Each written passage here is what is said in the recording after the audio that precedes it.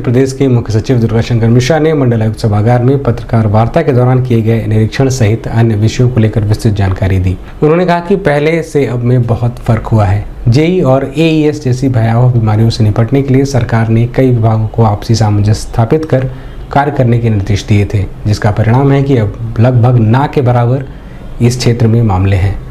इसे सुचारू रूप से संचालित रखने और संबंधित बीमारियों से ग्रसित मरीजों को समुचित व्यवस्था देने का निर्देश दिया गया है। एचडीवी है, ये जो तमाम सारी फैसिलिटी वहाँ पे क्रिएट हो गई है। वहाँ पे आईसीएमआर को जो माननीय प्रधानमंत्री जी ने उद्घाटन किया, आईसीएमआर का जा करके देखा, वहाँ पे जीनोम सीक्वेंसिंग, आप जीनोम सीक्वेंसिंग जानते हैं कि इज़ द बिल्कुल लेटेस्ट टेक्नोलॉजी, उसकी पूरी इक्विपमेंट यहाँ पे आ गया और सारा स्टेबलाइज हो चुका है। आगे वहाँ जीनोम सीक्वेंसिंग होने जा रही है। किसी भी प्रकार का कोई वायरस हो उसके बारे में उसकी पूरी की पूरी, जैसे उसकी कुंडली निकाल के बच्चे का देख लेते हैं, ऐसे ही पूरी उसकी वायरस की कुंडली निकाल करके उसको कैसे करेंगे, ये फैसिलिटी आज गोरखपुर में आ गई। और मुझे कल उन्होंने बताया कि बायोसेफ्टी लेवल 3 का मोबाइल वैन भी गोरखपुर के लिए अलॉट हो चुका है। जो भी एक WHO का प्रदर्शनी उसमें वो करने के बाद वो गोरखपुर आने वाला है। वो पूरे इलाके में घूम के किसी भी प्रकार का वायरस हो, ये बहुत हाई लेवल का बायोसेफ्टी लेवल 3 उस लेवल का एक मोबाइल वैन, एक तरह से मोबाइल लेबोरेटरी है। कहीं भी उसको कल कुशीनगर को ले जाएं, देवरिया ले जाएं, महाराजगंज ले जाएं, गोरखपुर के किसी इलाके में ले जाएं, वहाँ जा कर के उसकी पूरी बैठ के सारी एनालिसिस करके उसके बारे में बता सकते हैं कि किस नेचर का प्रॉब्लम है। तो मैं कल उसका आईसीएमआर की फैसिलिटी देखा, इनकी फैसिलिटी मैंने देखा, जो BRD कॉलेज की, इतना देख करके खुश हुआ कि इतनी कैंपस इतना खूबसूरत हो गया है, अंदर की फैसिलिटी इतनी सारी डेवलप कर गई है, जो कि अपने आप में मेरे लिए तो एक बहुत बड़ा अचीवमेंट मुझे दिखा और मुझे लगा कि इससे फ़र्क आता है। यहाँ पे all India institute of medical sciences कल मैं देखा जा करके, पूरा all India institute of medical sciences, जहाँ पे 300 बेड ऑलरेडी चालू हो गए। वहाँ पे करीब 2500 डेली का OPD हो रहा है। वहाँ पे करीब 150 के आसपास वहाँ पे IPD हो रहा है। वहाँ पे सारे सेंटर, मैंने सुपर स्पेशलिटी के कुछ एक चीज़ों को छोड़कर बाकी सारी चीज़ें चालू हो गई। वहाँ हॉस्टल चालू हो गया, बच्चों का जो है मतलब वहाँ पे MBBS के क्लासेस चालू हो गए।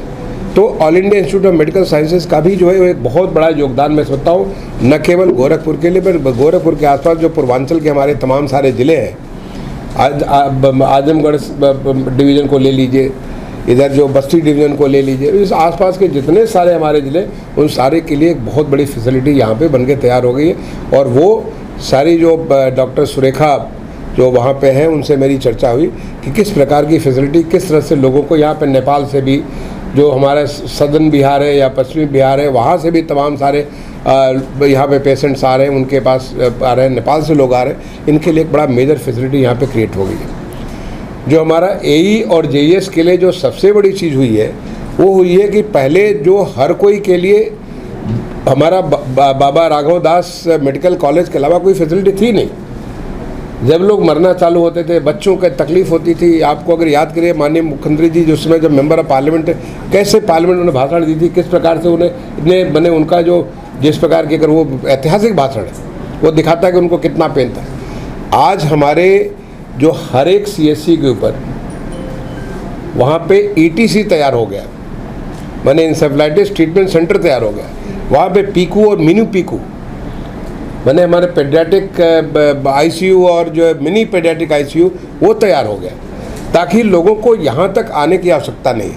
अगर कोई तकलीफ़ है, वो तकलीफ़ को आप वहीं पे अपने PICU, अपने सेंटर को वहाँ पे दिखा सकते हैं।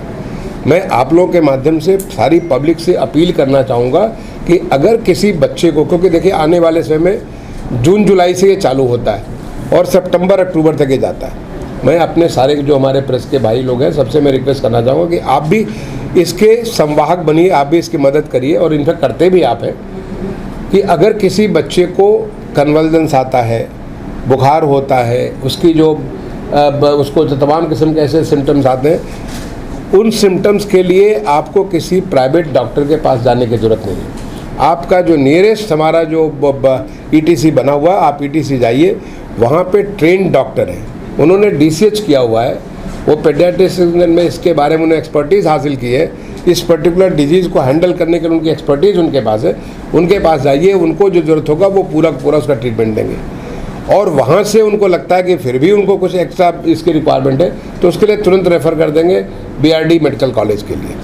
तो मैं समझता हूँ इसके साथ ही साथ गांव-गांव में ये पहले हमको सोचते थे कि केवल ये जो AES है, अब AES में जैसे स्क्रब टाइफस जो माइट्स से उससे जो आ जाता है 50% से ज़्यादा केसेस तो उससे होता है, इतने सारे बच्चों का डेथ उसके नाते होता है। जब हमें जानकारी मिल गई है तो उस जानकारी का पूरा लाभ लेकर के हमें यहाँ पे इसको शून्य लेवल पे लाना है। मैं आपको बताना चाहता हूँ कि professor Anita Desai, she heads neurovirology department in NIMHANS, उन्होंने खुशी जाहिर की, उन्होंने इतनी पॉजिटिव बातें की। और यहाँ पे मैंने ICMR का जो रीजनल सेंटर उनके पेपर भी मैंने देखा, पूरी एनालिसिस कर रखी है उन्होंने। तो ये मुझे बड़े लिए बहुत बड़ा एक अच्छा एक्सपीरियंस था। एंड मैंने अपने सारे अधिकारियों का भी सारे कलेक्टर, सारे CDO, सारे CMO यहाँ पे आए थे, उनके साथ मैंने मीटिंग की और उनको यही इंस्ट्रक्शन दिया है कि आप इस बार हमको 0 तक लाने के लिए हमें पूरा प्रयास करना चाहिए।